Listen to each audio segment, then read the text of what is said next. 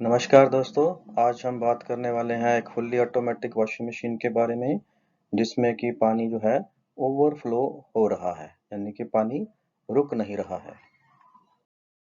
तो सबसे पहले हम फीडबैक कस्टमर से लेंगे, कुछ प्रश्न कस्टमर से पूछेंगे, फिर उन प्रश्नों के आधार पे हम स्टेप बाय स्टेप डायग्नोज करेंगे और मशीन को रिपेयर करेंगे। पहला कस्टमर का जो फीडबैक हमें मिलता है वो है water intake does not stop, continuous water coming in machine. Machine के अंदर लगातार जो है पानी आता ही रहता है और फिर ओवरफ्लो होना चालू होता है, यानी कि पानी रुक नहीं रहा है। प्रश्न जो हम इस फॉल्ट के रिलेटेड कस्टमर से पूछ सकते हैं वो है, is there any light blinking pattern. कुछ लाइट जो है पीसीबी के ऊपर जगमगा रही है, तो इससे हमें कुछ एरर कोड का आइडिया लग सकता है। और दूसरा प्रश्न जो हम पूछ सकते हैं कस्टमर से, क्या पल्सेटर घूमता है या नहीं। पानी आना रुकता नहीं है, बट इसके साथ पल्सेटर घूमता है या नहीं घूमता। तो इससे हमें थोड़ा सा आइडिया मिलेगा कि क्या पार्ट जो है वो खराब हो सकता है। उसके अलावा कस्टमर से पूछ सकते हैं कि अगर आप ओनली स्पिन चलाते हैं तो क्या वो काम करता है या नहीं करता।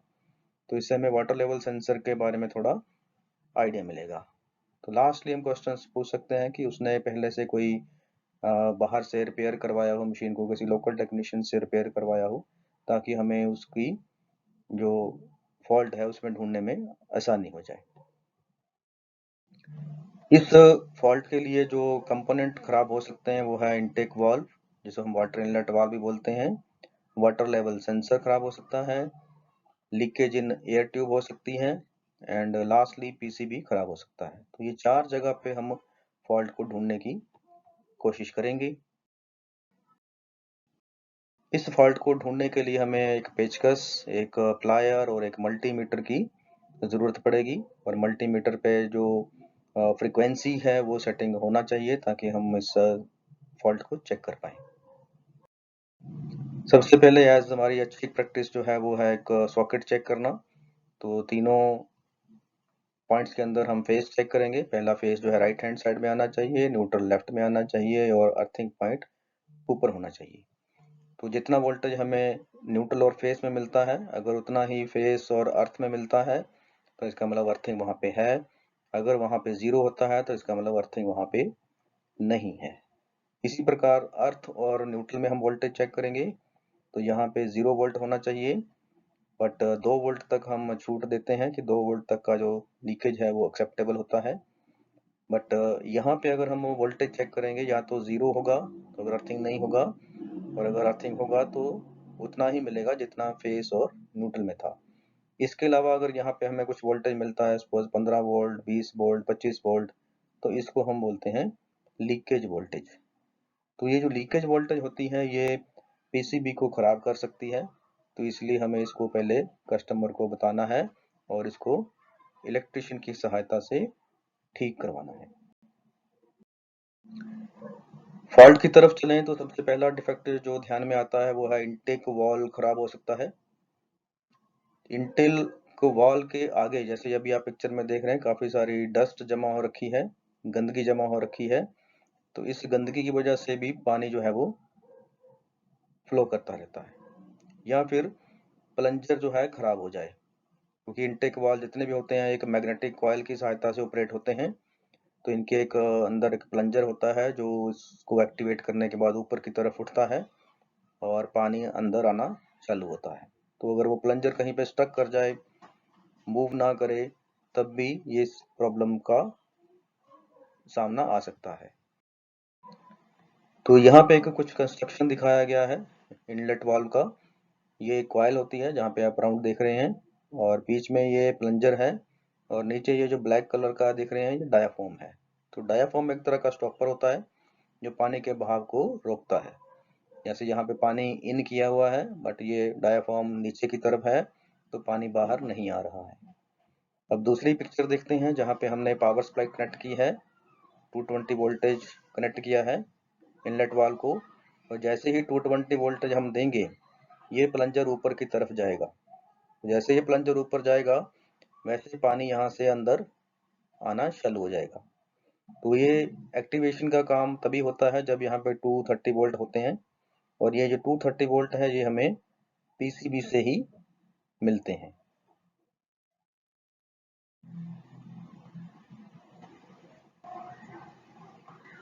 दूसरी ये सिचुएशन है जहाँ पे नीचे आप डॉट डॉट देख रहे हैं, ये एक डस्ट अकमुलेशन है, यानी कि इस डायाफ्राम के नीचे अगर कुछ गंदगी इकट्ठा हो गया है, कचरा इकट्ठा हो गया है, तो उसकी वजह से भी पानी जो है वो लगातार अंदर आता रहेगा और बंद नहीं होगा, क्योंकि यहाँ पे कचरा है और डायाफ्राम अपनी जगह पे पूरा नहीं बैठ रहा।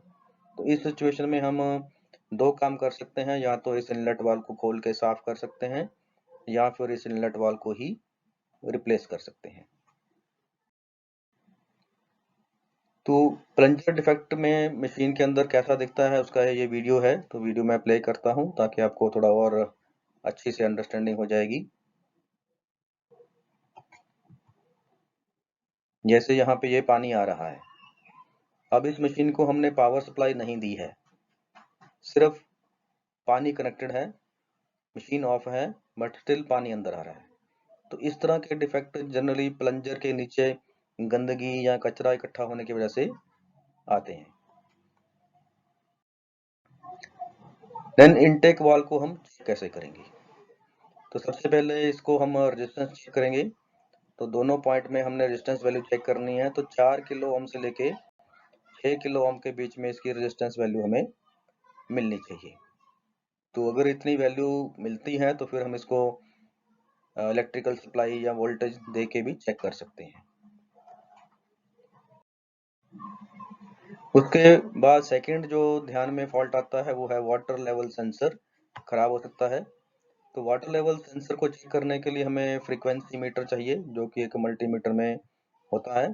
तो जो भी मल्टीमीटर आपके पास हो, अगर उसमें फ्रीक्वेंसी टेस्टिंग है तो आप इस वाटर लेवल सेंसर को चेक कर सकते हैं। तो वाटर लेवल सेंसर को चेक करने के दो तरीके हैं। पहला है फ्रीक्वेंसी चेक कर लेंगे, तो उसके लिए हमें फ्रीक्वेंसी मीटर चाहिए, और दूसरा है पानी की हाइट, जो हम mm में चेक कर सकते हैं। तो खाली जब टब होता है तो फ्रीक्वेंसी हाईएस्ट होती है, यानी 25.1 या 25.5 के बीच में होगी, और जब जैसे जैसे टब भरता जाएगा वैसे वैसे फ्रीक्वेंसी कम होती जाएगी, और हाई लेवल का पानी जब भर जाए मशीन में तो 21.7 किलो हर्ट्ज की फ्रीक्वेंसी रह जाती है। तो इस फ्रीक्वेंसी पे आने के बाद हमारा पानी आना बंद होता है और मशीन जो है अपना वॉशिंग का काम जो है शुरू करती है। तो अगर हमारे पास मल्टीमीटर है तब तो हम इस चार्ट के हिसाब से चेक करेंगे। अगर मल्टीमीटर नहीं है तो फिर हम मिनिमम लेवल का पानी सिलेक्ट करेंगे, और पानी का हाइट जो है 110 या प्लस माइनस 25 mm तक आके रुकना चाहिए। अगर इससे ज्यादा आ रहा है तो इसका मतलब सेंसर काम नहीं कर रहा है। देन इसी तरह लो पे चेक कर सकते हैं, इसी तरह मीडियम पे चेक कर सकते हैं, इसी तरह से हम हाई पे चेक कर सकते हैं। तो इन दो तरीकों से वाटर लेवल सेंसर को हम चेक कर सकते हैं। यहाँ पे भी एक पिक्चर में दिखाया गया है, जैसे 24.9 किलो हर्ट्ज है, जिसका मतलब टब खाली है, और जब टब भर जाता है तो 21.7 किलो ओम्स का फ्रीक्वेंसी जो है वो मिल रहा है। ये फ्रीक्वेंसी चेक करने के लिए हमें वाटर लेवल सेंसर की जो येलो कलर की वायर है एंड जो ब्राउन कलर की वायर है, इसको इस्तेमाल करना है। कुछ मॉडल्स में हमारा एक वर्जन था जिसको हम U8 वर्जन बोलते थे। अगर वो U8 वर्जन वाला पीसीबी लगा है तो उसको हमें रिप्लेस करना है, तो सीधा U9 वर्जन वाला पीसीबी लगाना है। ये एक मॉडिफिकेशन है जो बाद में की गई थी इस प्रॉब्लम को सॉल्व करने के लिए। देन एयर ट्यूब लीकेज हो सकती है, एयर ट्यूब पंचर हो सकती है। जैसे ये जो सेंसर के साथ पाइप कनेक्ट करते हैं, इसका एक एंड हम टब के साथ कनेक्ट करते हैं, दूसरा एंड सेंसर के साथ कनेक्ट करते हैं। ये जो ट्यूब होती है इसके अंदर एयर मूवमेंट होती है, उस एयर मूवमेंट की वजह से ही पानी का जो लेवल है वो सिलेक्ट होता है। और अगर इस पाइप के अंदर कोई पंचर है या ऐसी कोई काई जमी है, गंदगी है, तो एयर का जो मूवमेंट है वो रेस्ट्रिक्ट होता है, चलता नहीं है, तो उसकी वजह से फिर पानी लगातार मशीन में आता ही रहता है। तो इसको एयर पाइप को भी एक बार अच्छी तरह से हम चेक कर लेंगे और क्लीन कर लेंगे। कई बार एयर ट्यूब यहाँ से निकला होता है, अगर ऐसा निकला हुआ है तब भी जो है पानी लगातार मशीन में आता रहेगा, पानी ओवरफ्लो हो जाएगा। तो इसको भी ध्यान देना है, अगर पाइप निकला हुआ है तो पाइप को पहले कनेक्ट करना है। उसके बाद पीसीबी खराब हो सकता है, तो पीसीबी से जो वाटर लेवल सेंसर को सप्लाई जाती है वो चेक करेंगे, या पीसीबी से जो इनटेक वाल्व को सप्लाई जाती है वो चेक करेंगे। तो पीसीबी डिफेक्ट के लिए हम वाटर लेवल सेंसर के लिए जो पाइप वायर यूज करते हैं वो है yellow wire and black wire.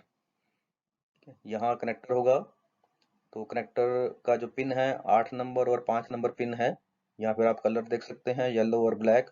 इसमें हमें 5 वोल्ट डीसी चेक करने हैं। तो ये 5 वोल्ट डीसी पीसीबी से सेंसर की तरफ जाते हैं।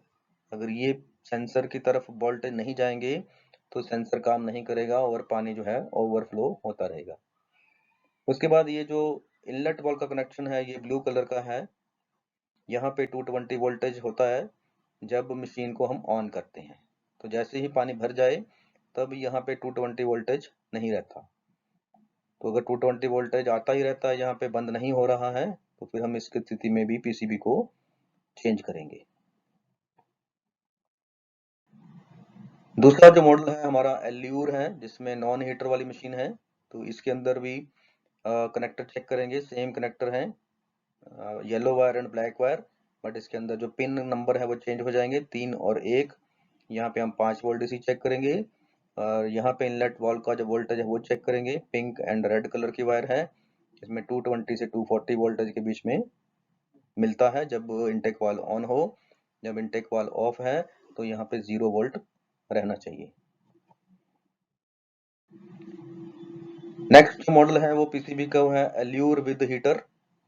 तो इसमें भी आपको यहाँ पे 3 नंबर और 1 नंबर पिन में जो येलो एंड ब्लैक वायर है इसमें 5 वोल्ट डीसी चेक करने हैं सेंसर के लिए, और इनलेट वाल्व के लिए पिंक एंड रेड कलर की वायर है जो इस कनेक्टर पे लगेगी, यहाँ आपने 220 से 240 वोल्टेज चेक करने हैं।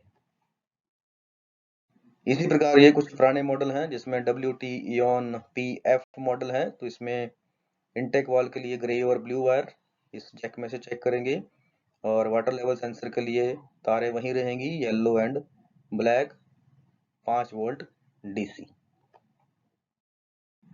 नेक्स्ट मॉडल है जो PFD है, तो इसमें भी सेम वैसा ही चेक करेंगे, ग्रे और ब्लू में इनटेक वाल्व के लिए वोल्टेज चेक करना है, और ब्लैक एंड येलो में वाटर लेवल सेंसर के लिए 5 वोल्ट डीसी चेक करने हैं। इसी प्रकार PFH मॉडल है, इसमें भी सेम ऐसा ही चेक करेंगे किया जाएगा। इसी प्रकार PHU मॉडल है, इसमें भी सेम वैसा ही चेक करेंगे।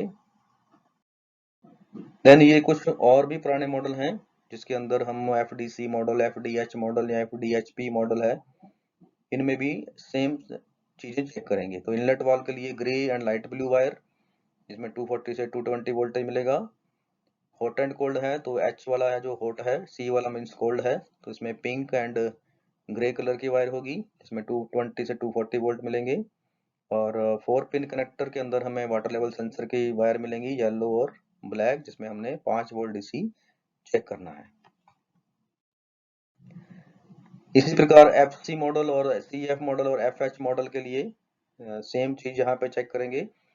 इनलेट वाल्व के लिए grey and light blue 220 volt 240 volt, on off switch grey and yellow black 200 से 220 volt. Then water level sensor के लिए yellow and black plus 5 volt DC. Then after changing the PCB, जब भी आप fully automatic washing machine में PCB change करते हैं तो उनका कैलिब्रेशन करना जरूरी होता है। अगर आप कैलिब्रेशन नहीं करते हैं, सिर्फ पीसीबी चेंज करते हैं, तब भी हमें कई बार पानी के ओवरफ्लो की प्रॉब्लम जो है मिलती रहती है। तो कैलिब्रेशन कैसे करना है, ये हर मॉडल का अलग अलग प्रोसेस है।